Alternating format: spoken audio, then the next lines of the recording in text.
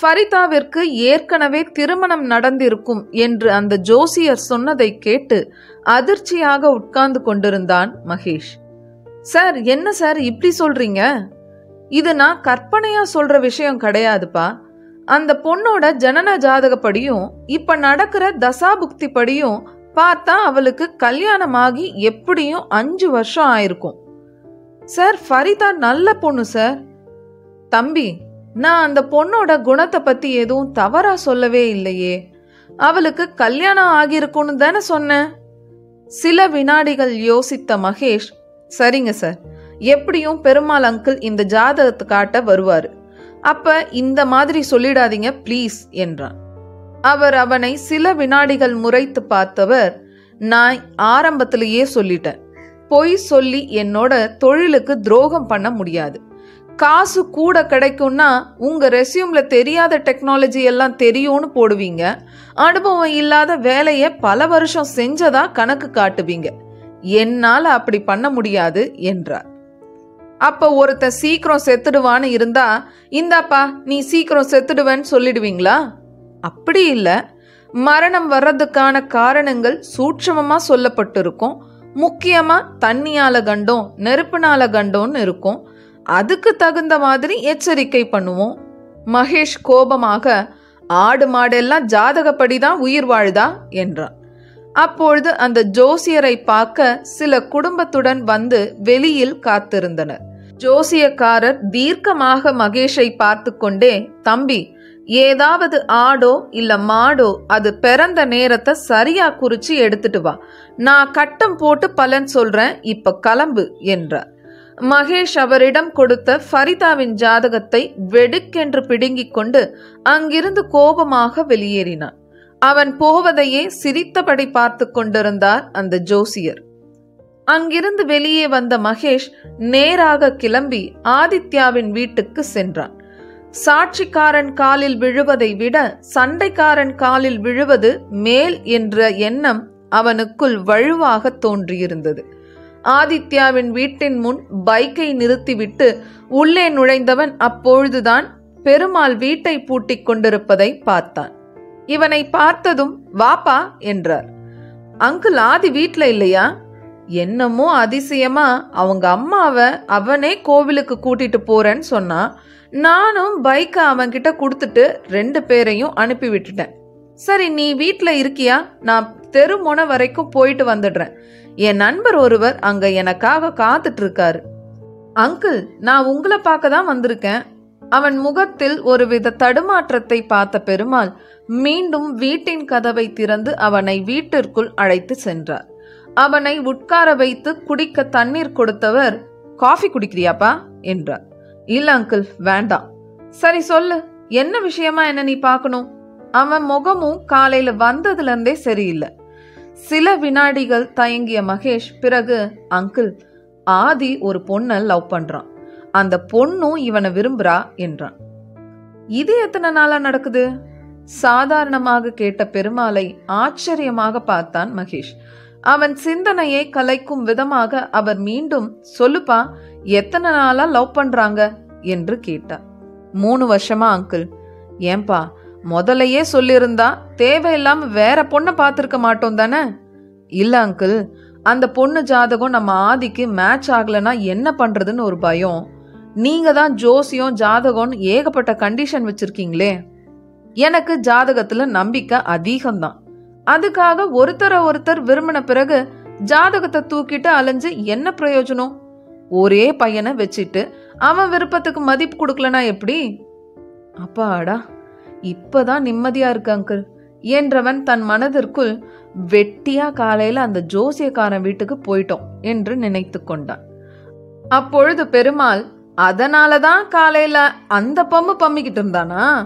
மகேஷ், நீயே உன் ஃப்ரெண்டு கிட்ட சொல்லிடு, படிச்ச ஸ்கூலு, படிச்ச படிப்பு, போட்டுக்கிற ட்ரெஸ் வரைக்கும் அவன் விருப்பத்துக்கு மறுப்பு தெரிவிக்காத நாங்களா இதுக்கு மட்டும் தடை சொல்ல போறோம்? அவனுக்கு கல்யாணம் முடிஞ்சா அவன் மனைவியோட சென்னையில இருக்க போறான், நாங்க இங்க மதுரையில இருக்க போறோம் என்றார். சூப்பர் அங்கிள், வா வெளியே போய் ஒரு காஃபி குடிக்கலாம். அப்புறம் அங்கிள், இந்தாங்க இந்த கவரை நீங்களே வச்சுக்கோங்க என்றபடி பதஞ்சலியின் புகைப்படமும் அவளுடைய பயோடேட்டாவும் இருந்த கவரை அவரிடம் கொடுத்தான் மகேஷ். அதை வாங்கும் பொழுது அவருடைய முகத்தில் ஒரு வருத்தம் தெரிந்தது. இந்த பொண்ணோட போட்டோவை ஒரு தடவையாவது பார்த்தானா அவன் என்றார். இல்ல அங்கிள், கவரை கூட பிரிச்சு பார்க்கல என்றவன், இவனை அந்த பொண்ணுக்கு பிடிச்சிருந்ததா என்றான். இல்லப்பா, அந்த பொண்ணு வீட்டுல நான் இவன் போட்டோவை தரல. இவன் பேர் கூட அவளுக்கு ஞாபகம் இருக்குமான்னு தெரியாது. சரி, அதுவும் நல்லதுக்கு தான். ஓ, அதனாலதான் அந்த பொண்ணு கொஞ்சம் கூட அதிர்ச்சியே இல்லாம இவனை பார்த்து சிரிச்சாளா என்று நினைத்து கொண்டான். தல்லாக்குளம் பிரசன்ன வெங்கடாச்சலபதி திருக்கோவிலில் அளவுக்கு அதிகமாக கூட்டம் இருந்தது. தரிசனம் முடிந்து வெளிப்பிரகாரத்தில் உட்கார்ந்து கொண்டிருந்தார்கள் ஆதித்யாவும் அவனுடைய தாயார் தனலட்சுமியும். என்னடா அதிசயமா நீயும் ஏன் கூட கோயிலுக்கு வந்திருக்க? உன்கிட்ட ஒரு விஷயம் சொல்லணுமா? அதான். என்னடா எலி அம்மனமா போகுதே, என்ன விஷயம்னு நினைச்சேன். சில வினாடிகள் தயங்கியவன் பிறகு, அம்மா, நான் என் ஆபீஸ்ல என் கூட வேலை பார்க்கிற ஒரு பொண்ணை விரும்புறேம்மா என்றான். என்னடா சொல்ற என்று அதிர்ச்சியாக கேட்டாள் தனலட்சுமி. அப்பொழுது மகேஷிடமிருந்து அழைப்பு வர அதை அட்டன் செய்தபடி சற்று தள்ளி வந்து, என்னடா ஜோசியக்காரரை ஓகே பண்ணிட்டியா என்றான். இல்லடா, அதுக்கு பதிலா உங்க அப்பாவையே ஓகே பண்ணிட்டேன். என்னடா பயமுறுத்துற? இதோ பாருடா, உங்க அப்பாவுக்கு நீ காதலிக்கிற பொண்ணையே உனக்கு கட்டி வைக்கிறதுல எந்த பிரச்சனையும் இல்லைன்னு சொல்லிட்டாரு. நீ ரிலாக்ஸா உங்க அம்மா கிட்ட பேசு. ரொம்ப தேங்க்ஸ்டா என்றபடி போனை வைத்துவிட்டு திரும்பி தனலட்சுமியை நோக்கி நடந்தான். அங்கே தனலட்சுமியுடன் மிடுக்காக வெள்ளாவியில் வெளுத்த நிறத்தில் ஒருவர் நின்று பேசிக் கொண்டிருந்தார். யாரு இவன் தொப்புளுக்கு மேல டக்கின் பண்ணிட்டு லூஸ் மாதிரி என்று நினைத்தபடி அருகில் சென்றவனை பார்த்துவிட்ட தனலட்சுமி அவரிடம், இவன் தாங்க எங்க மகன் ஆதித்யா என்றவள், டே ஆதி, இவர் பேரு வீரமணாலன், மதுரை ஹைகோர்ட்ல அட்வொகேட்டா இருக்காரு. இது அவங்க மனைவி பிரியா, அவங்களும் மதுரை ஹைகோர்ட்ல சப்ஜட்ஜா இருக்காங்க என்றார். ஆதித்யா பணிவாக சிரித்து கொண்டே, முதல்ல ஜட்ஜை தானே அறிமுகப்படுத்தணும் என்று நினைத்து கொண்டான். அது மட்டும் இல்லாமல் அந்த ஜட்ஜ் பிரியாவின் முகம் அழகாக இருந்தாலும் அவளுடைய முகத்தில் ஒருவித வெறுமை பிரதிபலித்தது ஆதித்யாவிற்கு நன்றாக தெரிந்தது. அப்பொழுது தனலட்சுமி, முதல்ல இவரோட மச்சி நிச்சயதான் உனக்கு பார்த்தோம், ஆனா அது பொருந்தி வரல. அப்புறம் இவங்க தாய் மாமா ஒருத்தர் ராஜபாளையத்துல இருக்காராம், அவரோட பொண்ணு ஜாதகத்தை அனுப்புறேன்னு சொல்லி இருக்காரு. அந்த பொண்ணு கூட டாக்டரா இருக்காலாம் என்றவள் மேலும் வீரமணாலனிடம், இவன் திடீர்னு இன்னைக்கு வந்து ஏதோ கூட வேலை பார்க்கிற பொண்ணை லவ் பண்றேன்னு சொல்றாங்க, நீங்க கொஞ்சம் புத்தி சொல்லுங்களேன் என்றார். ஆதித்யாவிற்கு கோபத்தில் முகம் இருண்டு விட்டது. அவன் அம்மாவின் தலையில் ஓங்கி கொட்ட வேண்டும் போல இருந்தது. வீரமணாலன் உடனே, தம்பி, அந்த பொண்ணு போட்டோ இருந்தா காமிங்க என்றார். ஆதித்யா தயங்கியபடியே தன் செல்போனை எடுத்து அதிலிருந்த ஃபரிதாவின் போட்டோவை அவரிடம் காட்டினான். அதை சில வினாடிகள் உற்று பார்த்த வீரமணாலன், பொண்ணு ரொம்ப அழகா லட்சணமா இருக்காங்க, ஜாதி முக்கியம்னு குழப்பமான குடும்பத்துல பொண்ணு எடுத்து மாட்டிக்கிறதுக்கு பதிலா தம்பிக்கு பிடிச்ச பொண்ணையே கட்டி வச்சிடுங்க என்றார். இதை சொல்லியபடி அவருக்கு அருகில் இருந்த அவருடைய மனைவி பிரியாவை குரூரமாக ஒரு பார்வை பார்த்தார்.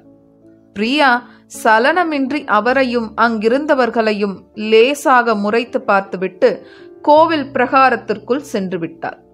அப்ப அவன் விருப்பத்துக்கே விட்டுடலான்னு சொல்றீங்களா? கண்டிப்பா, பிள்ளைங்க விருப்பம்தான் முக்கியமா?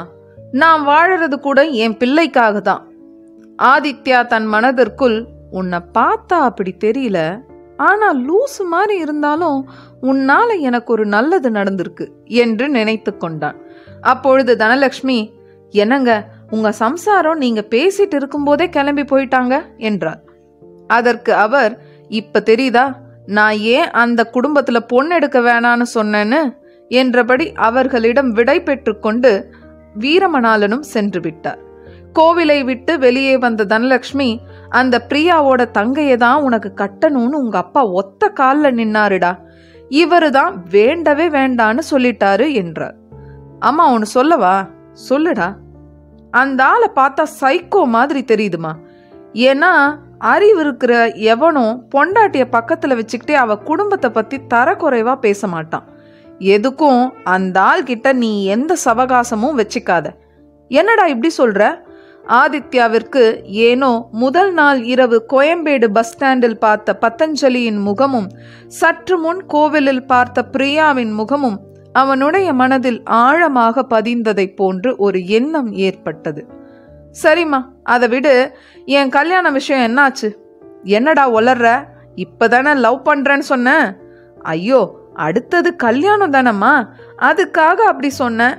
எனக்கு ஓகே தான், ஆனா உங்க அப்பா வானத்துக்கும் பூமிக்கும் குதிப்பாரே என்றவளின் கன்னத்தை செல்லமாக கிள்ளியபடி, அவரு எவ்வளவு உயரம் குதிக்கிறாருன்னு வீட்டுக்கு போய் பார்க்கலாம் வா என்றான். உனக்கு அவரை பத்தி சரியா தெரியாதுடா, சரியான ஜாதி வெறி பிடிச்சவரு.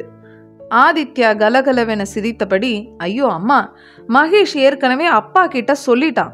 அவர் உனக்கு சம்மதம்னா அவருக்கும் சம்மதம்னு ஏற்கனவே சொல்லிட்டாருமா. வா, வந்து பைக்ல ஏறி உட்காரு என்றான். ஓ, அதான் 2 திருடன்களும் ஒன்னா ஊருக்கு வந்தீங்களா? டேய், எனக்கு அந்த பொண்ணு போட்டோவை இன்னொரு தடவை காட்டு. வீட்டுக்கு வா, உனக்கு நேர்லயே காட்டுறேன். அடப்பாவி, அவளையும் இங்க கூட்டிட்டு வந்திருக்கியா? அட, வீடியோ கால்ல காட்டுறேன்னு சொன்னம்மா. முதல்ல இங்கிருந்து கிளம்பலாம் வா.